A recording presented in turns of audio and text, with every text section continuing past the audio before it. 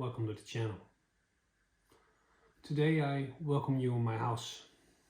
Well, not for real, but just for this video. Because I've got something interesting to talk about.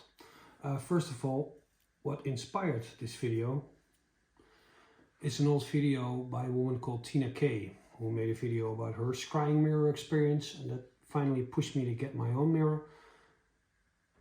And it resulted in me having an experience that was actually quite shocking. And I didn't know what to make of it for months. But a couple of days ago, all the pieces of the puzzle just started to connect. And now I'm able to make this video. First of all, what is a scrying mirror, you might ask? It's a mirror made out of black obsidian. Black obsidian is a semi-precious stone, and the mirror looks like it looks in this thumbnail, just completely black. And the practice to gaze upon that mirror is very old. It's been done by the people in Mexico, the Aztecs. They believed it was a way that black obsidian mirrors were like a gate to the spirit world. Many people believe that when you look in that mirror, you see your own subconscious.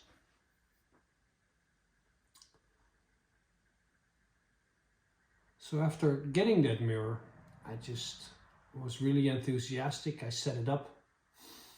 I read a book on it. And at first I couldn't really see because I was too enthusiastic. I wanted to see something really bad, so I just really looked for something. When it goes like for spirit and stuff, you just don't try too hard. You, in my experience, just need to open up and see what happens. But about half a year ago there was a night and I thought, I felt good. So I put that black obsidian scrying mirror in front of me, lighted some candles, just like I did today. And very much like I don't know if you ever tried to see an aura and know the technique how to see an aura, just to kind of like focus but unfocus. I looked in the mirror and I saw something looking back. I saw an owl looking back. And you might think that this would be like a pleasant experience, like, oh, an owl, oh, that's nice. But I didn't just see an owl. When I looked in that mirror, I saw me in that mirror as an owl. I saw myself with big eyes, feathers and a beak. And I saw and I felt that what I saw it was separate from me, yet it was me. And because this was so familiar, it was quite shocking to me. I did not know what to make of it. It's like, okay, an owl, symbolically stands for seeing in the dark. Great, think of the Greek goddess Athena, I think of wisdom. Those are all nice things.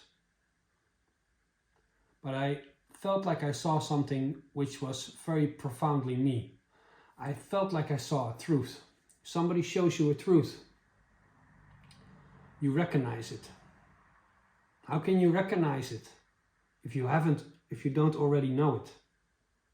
I saw something that I already knew. I recognized it. It just woke me up, disturbed me. So I didn't know what to make of it. Some of you might know, this year I started a cider course by Naomi Mikrida. I see if I can also link that in the description below, her Instagram page. So I'm learning about cider and magic, and recently we came to the subject of Fligya, or I should probably say Filgya, because I'm usually pronouncing things wrong on this channel.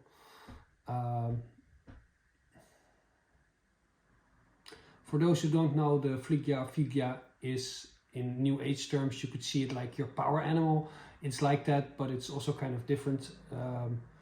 They believe it's also like a voorganger, that animals everywhere you go, but it goes first to see if everything's safe. And that animal symbolically represents who you are in this life. Now, I always thought that the buzzard was my Figya, was my animal, because everywhere I go there's a buzzard. Like everywhere, especially when, you know, times get dark and difficult times, he shows himself, you know, always flying high. So I didn't think the owl was my Figya, but she said that when you see your Figya, it's like a female version of yourself. You see yourself as the Figya. Meaning that finally it snapped in my brain like, oh, that's why I saw myself as an owl. It was my Figya trying to contact me, trying to let me know that she was there. And the story gets even funnier because the Figya is also strongly connected to the placenta. The placenta that fed you in your mother's womb. Why that's funny is because I've practiced Balinese magic for about 3 years, and maybe I will still get into detail about that in a future video, but one of the things they do is they work with 4 basic spirits called the Kanda and Pat. The Kanda and Pat are your 4 brothers. Your 4 brothers are always there for you. And those are 4 spirits that you honor. But those are just spirits, but they're also connected to the placenta, your umbilical cord, your, I don't know how to call those other 2 in English, but probably birth water and, I don't know, but there are like 4. So then automatically you also get that connection, because when you go deep enough, that connection between Indo-European stuff gets real thick, and it all has a similar source.